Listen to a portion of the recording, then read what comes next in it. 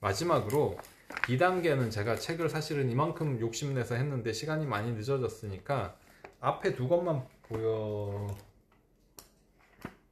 3개 앞에 3권만 보여드릴게요. 앞에 3권 1, 2, 3권에 다 보여드리고 싶지만 그러니까 책이 어떤 책이다라는 것만 아시면 될 것 같고 그러면 고르시는데 도움이 될 것 같아요. 자, B1이라는 책이에요. B1이라는 책에 보면 이것도 이제 이걸 제가 만들었던 것 같아요. 제가 학원 전용 교재, 저희 학원 사고력 교재 만들면서 만들어놨던 내용을 저희 이제 여기 선생님이 요거는 제가 이제 집필하지 않은 내용이지만 제가 써놓은 내용을 이제 가져다가 똑같이 만들었는데 그러니까 이제 내용 자체는 제가 만든 내용이죠. 자, 보시면 여기 곱셈 99 표입니다.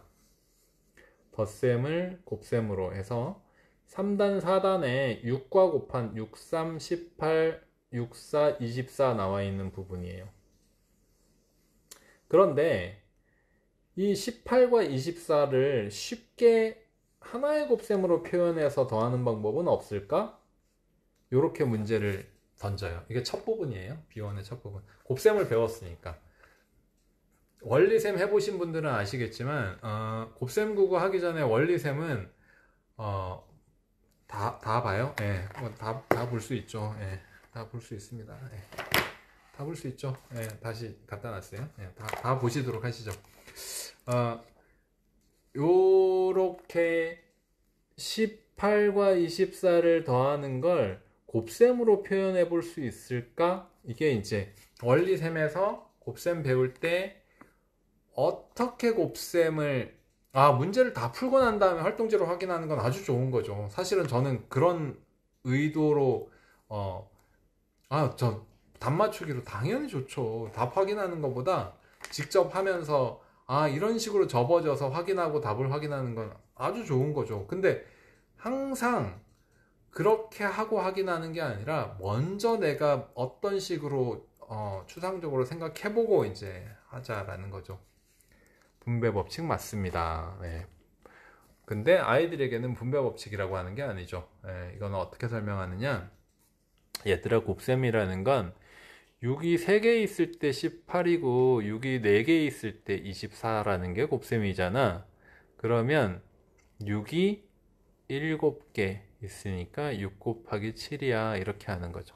이거를 이제 아이에게 6 곱하기 3, 6 곱하기 4니까 6이 7개 있는 게 요거 더한 거예요 라고 6 곱하기 7 이렇게 하는 거죠. 그래서 요런 곱셈의 원리에 대해서 알게 하면서 뭐 말하자면 이런 것도 마찬가지예요. 여기 노란색 부분 3 곱하기 2와 3 곱하기 5의 차는 몇일까 하면 3이 2개와 3이 5개의 차니까 15 빼기 6은 3 곱하기 요거 2개와 5개니까 3이 3개만큼 차이다 해서 여긴 차, 두 수의 차 요런 거예요. 그러니까 곱셈에 배우고 니네가 알고 있는 곱셈을 정확하게 그 곱셈의 원리를 적용해서 요런 상황에 맞게 생각해보자. 요런 어떻게 보면 되게 기본적인 부분이지만 적용하기에는 쉽지 않겠죠. 정말 쉽지 않겠죠. 이게 제가 이제 어디서 보신 문제는 아니죠. 제가 만든 문제니까 저희 그 학원 사고력 수학 교재 만들면서 곱셈을 쉽지만 깊이 있게 이해하는 문제들로 이제 만든 거고 저희 연구원이 이제 B단계 개발하면서 거기 있는 내용들 차용해서 만든 내용이고요. 이런 게 있고 그 다음에 제가 시간의 계산에 대해서 이제 요거는 그냥 말씀으로 설명을 해드릴게요. 시간 계산 강의를 한 적이 있어요. 시간 계산 강의를 한 적이 있는데 요청에 의해서 도치맘 라방을 할 때 시간 계산에 대해서 시간 더하기 빼기가 너무 아이들이 어려워한다라는 거잖아요. 그래서 여기 이렇게 시간을 덧셈하고 뺄셈할 때 두 가지 방식을 아이들한테 생각해 보라고 제공하고 있어요. 그게 뭐냐면 제가 전에 강의했던 내용 그대로인데 어떻게 보면 이렇게 시간을 계산하는 방식은 심화설을 추구하는 사고력이라고 하면 계산하는 방법을 설명하고 이런 내용은 거의 안 들어가게 되죠. 그죠? 연산인데. 근데 저는 이제 이런 계산 과정이 보통 문제집에서 시간 계산으로 아이들에게 요구되지 않기 때문에 제가 생각하는 시간 계산에 대해서 넣은 거고, 사실은 이 내용은 내용을 교정하는 과정에서 저희 회사 이제 연구진들하고 좀 내용 충돌이 좀 있었습니다. 내용 충돌이 뭐였냐면, 굳이 왜 이렇게 계산해야 되나요? 이거였어요. 그러니까 심플하게 시간 계산은 아이들이 어려워하기 때문에 다 세로셈 시키고 24시간 표시법으로 바꾸는 연습을 시켜서 단순화해야 된다라는 선생님의 요구와 저는 달랐죠. 저는 내가 원리셈 쓴 것도 그렇지만 나는 아이들에게 시간을 어려우니까 무조건 세로셈을 해가 아니라 어려워하는 이유가 12시간으로 나누어져서 오전 오후가 변하고 이런 부분에 대한 제대로 된 이해를 시킬 생각을 안 하고 자꾸 어려우니까 단순화하기 때문이라고 생각해. 그래서 보수 방법처럼 해서 10일을 채워서 하는 방법도 나는 아이들에게 알려줘야 된다고 생각해 라고 해서 한 방법인데요. 예를 들어 볼게요. 보여드릴게요. 참 말로 그냥 설명해 드릴게요. 7시 50분 더하기 6시간 30분이에요. 이거를 그 더하기 빼기 할 때 그 보수 계산하듯이 해서 QR코드로 설명을 해 놓은 거죠. 어떤 의도라고. 그래서 7시 50분에 12시가 되려면 몇 시간 몇 분이 필요하다 해가지고 여기다 몇 시간 몇 분을 채우면 오후 7시 50분이 밤 12시로 채워지고 2시간 20분이 더 가니까 새벽 다음날 오전 2시 20분이 된다. 요렇게 몇 시, 12시를 기준으로 시간 오전 오후가 바뀌기 때문에 아이들이 어려운 게 오전 오후 바꾸는 걸 어려워해요. 그래서 12시를 기준으로 채우고 몇 시간이 더 간다 해서 오전 오후가 바뀐다. 그 다음에 이거는 이제 일반적으로 하는 방법. 24시간제로 해가지고 뭐 더하기 빼기 하는 방법. 이런 방식들 더하기 빼기 이거 지난번에 강의했을 때 매우 좋아들 하셨는데 그런 내용입니다. 2단계 또 보여드리면 3학년 될 때 할 수 있는 내용들 중에 중요하다고 생각해서 했던 거. 자, 이것도 역시 아까 말씀드린 그 원리셈 9 원리셈의 8권에 있던 내용, 정말 좋은 내용이라고 생각하고 제가 만들었던 그런 내용인데, 자, 홀수와 짝수를 짝꿍을 지어요. 1과 2가 짝꿍이고요, 3과 4가 짝꿍이고 5와 6이 짝꿍이에요. 이와 같이 짝꿍을 지어요. 왜 짝을 짓느냐? 아이들은 100이 몇 번째 짝수야? 이렇게 물어보면 100이 몇 번째 짝수야? 이렇게 물어보면 아까 시간 계산이요. 시간 계산은 교과에서 2학년에 나오는 내용이에요. 그래서 제가 넣은 거예요. 말씀드렸잖아요. 탑사고력 수학 B단계는 2학년이 끝나고 보는 심화서, 탑사고력 수학 A단계는 1학년 내용이 끝나고 보는 심화서. 그래서 1학년 아이가 탑사고력 수학 A단계를 한다면 1학년 내용을 충실하게 한 아이가 해야 되고, 2학년 아이가 탑사고력 수학 B단계를 본다면 2학년 내용을 충실하게 하고 심화로 넘어가면서 해야 돼요. 자, 9원리셈에 나왔던 문제 중에 이게 뭐냐면 100이 몇 번째 짝수야? 이렇게 물어보면 아이들은 50번째라고 쉽게 압니다. 근데 99가 몇 번째 홀수야? 이렇게 물어보면 쉽게 대답하지 못해요. 37이 몇 번째 홀수야? 이렇게 물어본다면 더 대답하기가 쉽지 않겠죠. 37이 몇 번째 홀수인지 알기 위해서는 37을 생각할 것이 아니라 37과 짝꿍이 되어 있는 38을 생각하는 거예요. 홀수와 짝수는 1에서 시작해서 홀짝, 홀짝, 홀짝 이렇게 짝꿍이 지어져 있다고 아이들에게 생각하게 하는 거예요. 그러면 홀수와 짝수가 몇 번째가 되고 그 다음에 짝지어서 생각하는 거에 대한 개념, 이런 부분들이 좀 풍부해집니다. 홀수 짝수에 대해서. 그래서 37이 몇 번째 홀수야? 이렇게 물어보면 37이 아니라 38을 생각한다. 왜? 툴은 짝꿍이니까. 짝꿍이 첫 번째 짝꿍, 두 번째 짝꿍, 세 번째 짝꿍, 네 번째 짝꿍 이렇게 하면 짝수가 몇 번째인 것과 홀수가 몇 번째인 것은 동일할 테니까. 이렇게 생각하는 방식으로 홀수 짝수를 생각해 보자. 근데 왜 이런 도입을 했냐 하면, 그러고 나서 이제 하려고 한 게 나머지에 대한 건데, 나머지를 하면서 이렇게 이제 홀수 짝수도 나머지로 인식하게 해서 뭐 요런 내용이 나와요. 자, 여기 이렇게 사탕들이 있는데, 사탕들을 잠시만요. 두 친구가 사탕을 똑같이 나누어 먹고 사탕이 여기 한 개, 여기 한 개, 여기 한 개 남았어요. 그러면 원래 있던 전체 사탕은 짝수였을까요? 홀수였을까요? 이건 아이들이 어떻게 생각해야 되냐? 어렵진 않죠? 예. 둘이 똑같이 나눠 먹었으니까 먹은 건 다 짝수. 그리고 남은 게 홀수니까 두 개 먹고 한 개 남으니까 홀수. 자, 나머지에 대해서 생각하자. 나머지가 한 개, 한 개, 한 개 남았다라고 하면 여기서 똑같이 나눠 먹고 똑같이 나눠 먹고 홀수였던 건데 전체의 개수는 홀수일 수밖에 없다. 나머지를 관찰하자. 이런 나머지에 대한 나눗셈과 나머지를 간단한 홀수 짝수를 통해서 도입을 하고, 뒤로는 실제로 이제 요 뒤로 나머지에 대한 좀 어려운 문제가 나오기 시작해요. 근데 이 나머지는 실제로는 2학년까지는 나머지를 배우지 않거든요. 근데 이제 여기에서 나머지는 곱셈을 거꾸로 생각했을 때 나누기는 안 나와요. 나누기는 안 나오고, 곱셈을 몇 배 했을 때 몇 배보다 1큰수, 2큰수 이런 식으로 해서 나머지에 대한 개념을 생각해 보도록 문제를 뒤에 전개해 나가고 있습니다. 그 다음에 비단계 하면서 항상 제가 이제 자랑하는 이건 3권인데요.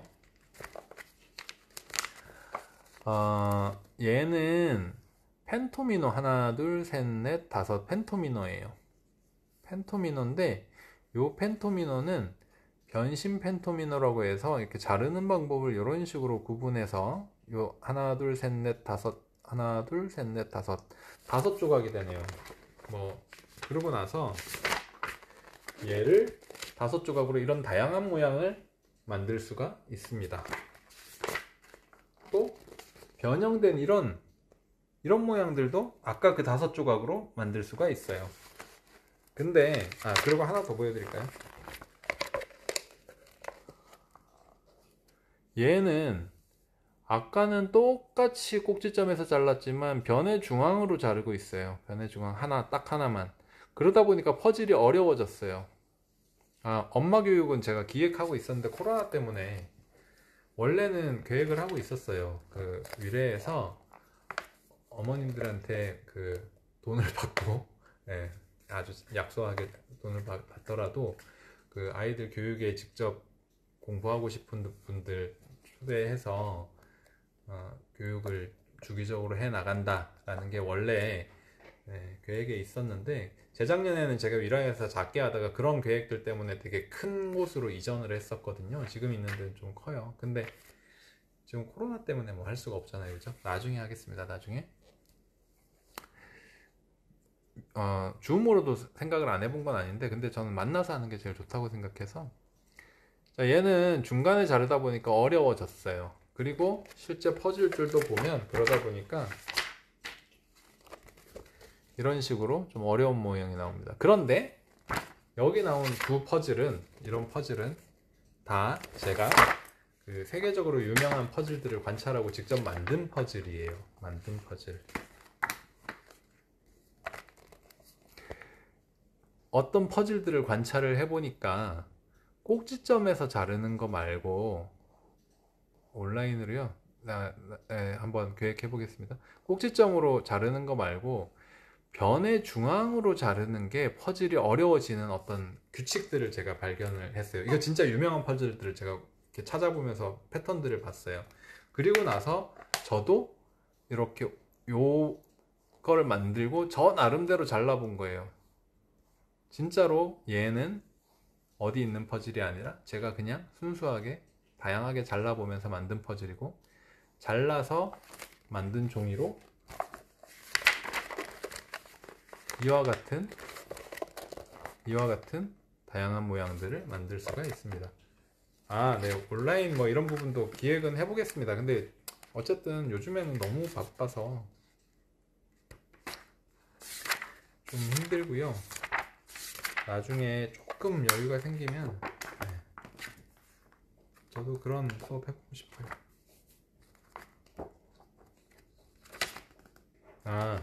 그리고 이거는 3학년 보라고 만든 책이에요. 탑사고력수학 비단계. 그리고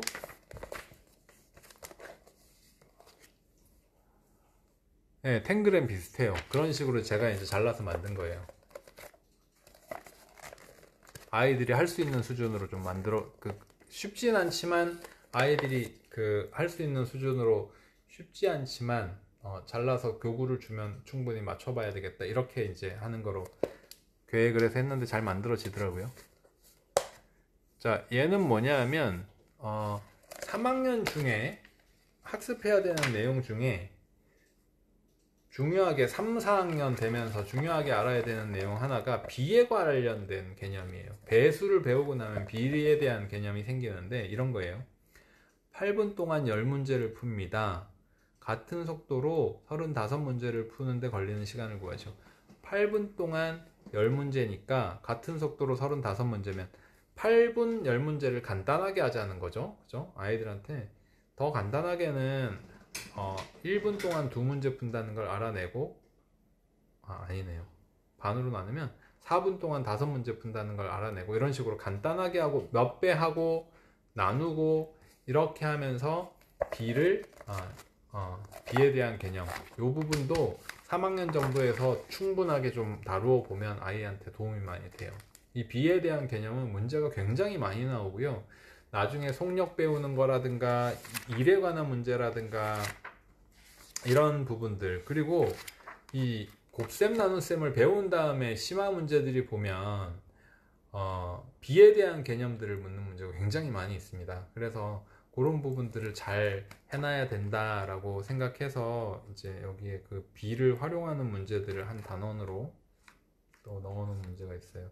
역시나 좀 어려울 수는 있지만 충분히 곱셈만 해도 잘 배울 수 있는 부분이고, 한번 잘 배워놓으면 또 잘 할 수 있는 부분이니까. 마지막으로 한 부분인데요, 이것도 제가 강의를 하면서 설명해 드린 적이 있어요. 차를 관찰하는 문제예요. 자, 차를 관찰하는 문제 중에 제일 기본 문제는 뭐냐면 이게 제일 기본 문제예요. 차를 관찰하는 문제. 아이들 교과에 제일 많이 나오는 문제. 자, 물을 가득 담고 있으면 3200g이에요. 물의 절반을 담고 있으면 2400g이에요. 컵의 무게는 얼마일까요? 교과에 제일 많이 나오는 문제예요. 그죠? 컵의 물이 2배가 되면 똑같다, 절반이다. 그럼 물의 절반이 줄어들었으니까 이 차이가 절반만큼이고, 그럼 전체는 얼마고 컵의 무게는 얼마다라는 걸 관찰하는 거죠. 얘와 얘의 차를 관찰하는 거예요. 얘와 얘의 차는 물의 절반이다, 이걸 관찰하는 거죠. 원리셈과 소마셈의 차이요? 그거는 제가 다음 주에 해드릴게요.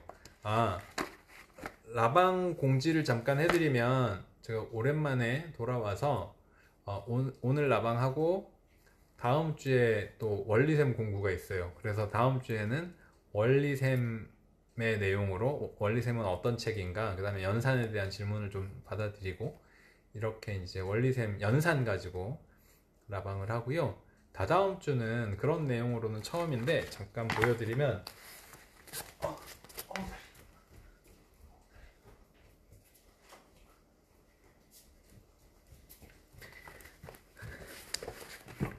다다음 주에는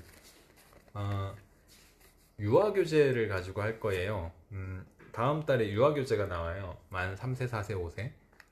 좀 걱정이 많은데, 유아교재에 보면 이제 이런 활동지가 들어있어요. 그래서 이런 활동지가 이렇게 스티커인데, 스티커가 스티로폼으로 되어 있어서 얘가 이렇게 붙였다가 아이도 쉽게 뗐다가 붙였다가 뗐다 하는 이런 활동지가 있어요.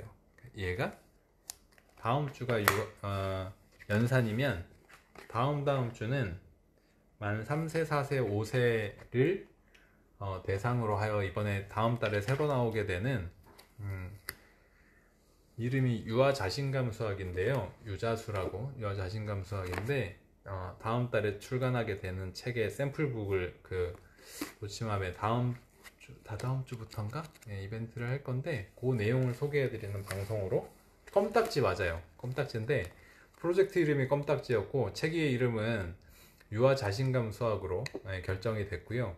그 책이 이제 드디어 안전성 검사 들어가 있어요. 지금 아이들에게 안전한지 이런 부분 검사가 들어가 있어서 다음 주에 그 결과가 나오면 바로 인쇄를 합니다. 인쇄를 해서 다음 달에 이제 런칭 예정이고요. 아마 마지막 주에 관련해서 이벤트를 좀 할 거예요. 그래서 교과 문제집은 그거 내년에 이제 계획되어 있고요. 올해 해야 되는 거 다른 것들은 이렇게 다 지금 계획에 서 있고 비싸고 해요. 예, 좋죠. 예. 되게 좋아요. 되게 고급지고 그림에 투자도 엄청 많이 했고요. 책은 한 권에 10,000원입니다. 도치맘에서는 한 7,000원 좀 안 되는 금액에 사실 수 있을 것 같네요. 한 권에. 교과 문제집은 뭐 내년 말 정도에 만나실 수 있지 않을까 그렇게 생각합니다. 올 말부터 아마 시작하게 될 것 같고 여전히 뭐 저 같은 경우는 학원 문제집 하는데 시간을 많이 쓰고 있는 과정이라 자 차에 관련해서 껌딱지 좋죠. 반대하는 사람들이 좀 있어서 마음고생을 제가 좀 했습니다. 껌딱지 저도 좋아요. 좋은 일이라고 생각하는데 그쵸 입에 딱 붙죠. 맞는 말씀입니다만 워낙에 반대가 심해서 제가 마음고생을 좀 하고 이름을 바꾸게 됐네요. 그래서 프로젝트 이름만 껌딱지가 되었고요. 그쵸 껌딱지가 딱 3, 4, 5세 교재라고 생각하고 저도 강하게 추진을 하다가 지금 이름은 이제 유아 자신감 수학해서 유자수 이렇게 해서 그냥 껌딱지 저도 하고 싶었어요. 어쨌든 그렇습니다. 그건 개인의 취향이고 제가 졌어요. 그것 때문에 마음고생을 좀 하고 스트레스를 굉장히 많이 받았었는데 어쨌든 유자수로 나옵니다. 껌딱지 수학 아니에요. 이제 유아 자신감 수학이에요. 자신감 수학.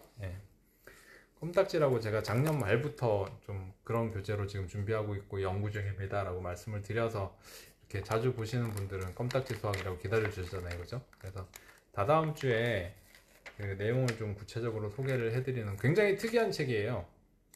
굉장히 특이한 책이고 그렇습니다. 다음 주에 기대해 주세요. 제가 설명해 드릴게요. 샘플북 만들어진 거 가지고 마지막 내용입니다. 비단계 마지막 내용 3학년이라면 쉽게 할 수 있는 게 여기에 이제 1,800원, 1,700원 차이인데 우유하고 비슷하죠. 우유하고 비슷한데 딸기 2개, 바나나 하나, 잠깐만요. 딸기 2개, 바나나 3개, 바나나 2개, 딸기 3개예요. 이거 어려워요. 바나나 2개, 바나나 2개를 빼면 바나나 1개가 남고 딸기 2개와 딸기 2개를 빼면 여기 딸기 하나가 남아요. 즉 얘하고 차이는 여기는 바나나가 하나 많고 여기는 딸기가 하나 많아요. 그래서 바나나 1개와 딸기 하나의 차이로 바나나 하나 100원만큼이 이쪽이 비싸지는 거예요. 즉 바나나 1개가 딸기 하나보다 100원 비싸다는 걸 관찰할 수 있습니다. 이거 굉장히 어렵죠. 6권이에요. 마지막 책입니다. 잘 관찰해보면 바나나 3개, 딸기 2개 딸기 2개, 딸기 2개 값이 똑같아. 바나나 2개, 바나나 2개도 값이 똑같을 거야. 그럼 남는 건 바나나 1개와 딸기 하나인데 얘네들 때문에 100원 차이가 났다는 거죠. 그러면 결국 바나나는 딸기보다 100원 비싼 거죠. 그래서 AX, X와 Y로 놓고 풀면 안 돼요. 아이들한테 그렇게 하면 안 되고요. 그거는 중학교 2학년에 연립방정식 배우고 해도 충분합니다. 그 기술은 너무너무 간단하고 쉬워요. 그게 아니라 저는 아이들에게 이런 조건들을 관찰하고 사이의 차이를 관찰하고 다양하게 문제를 분석하고 바라보고 하는 그렇게 공부하도록 그렇게 생각하도록 하고 싶은 거예요. 그래서 3학년 아이에게 선행을 체계적으로 했다면 모를까 연립방정식을 너무 쉽게 가르쳐 버리는 건 사실 반대합니다. 그래서 이런 것들을 충분히 하고 한 4, 5학년 정도 돼서 이런 것도 있단다 이렇게 이제 하는 거는 괜찮은데, 너무 쉽게 연립방정식이나 방정식을 가르쳐 버리는 건 사실은 수학은 문제를 해석하는 데 있어요. 그죠? 해석하고 문제의 전략을 짜고 이런 데 핵심이 그런 데 있죠. 그죠? 그래서 그렇습니다. 늦었네요. 거의 2시간 가까이 방송한 것 같아요. 오늘은 여기까지고요. 다음 주에 연산으로 연산 방송은 워낙 많이 해서 뭐 들으신 분들은 참 지루한 방송이 될 수도 있을 것 같고, 하지만 다음 주는 연산으로, 다음 주에 이제 소마셈, 원리셈의 차이 이런 부분은 다시 말씀을 해드릴게요. 그렇게 하고요. 그리고 탑사고력 수학은 지금 공부 중이니까 혹시 구입 예정이신 분들 지금 소개해드린 것처럼 단계별로 이렇게 수준이 이렇고 그 기준도 말씀드렸죠. 참고해서 구입하시고요. 드디어 이제 나오게 되는 애기들 수학, 애기들 수학도 관심 가져주시면 감사하겠습니다. 이게 참 특이하고 재밌는 책이에요. 엄마가 문제를 내주는 부분들이 있거든요. 한 3분의 1 정도는 엄마가 이 문제를 딱지를 붙여서 조건을 바꿔주고 해서 아이가 다 풀고 나면 한번 이렇게 보드마커 다 닦고 나서 이 영구적으로 사용할 수 있는 붙임딱지잖아요. 이걸 붙여가지고 엄마가 이제 문제를 쭉 내주고 아이한테 주는 거예요. 이제 그러면 아이가 이제 쭉 엄마가 내준 문제도 풀고, 이런 식으로 유아수학책을 만들었거든요. 그 세상에 없는 방식이고 엄마들에게는 매우 귀찮을 수도 있고 어떻게 보면 아이하고 교감하면서 아이의 수준에 맞게 이렇게 잘 해주실 수도 있는 책이고, 그런 특이한 책이 다음 달에 나올 예정입니다. 아이는 보드마커와 붙임딱지를 가지고 할 거고요. 어쨌든 방송은 여기까지로 마치겠습니다. 늦은 시간까지 수고하셨습니다. 다음 주와 그 다음 주에 또 뵙도록 하겠습니다. 마치겠습니다.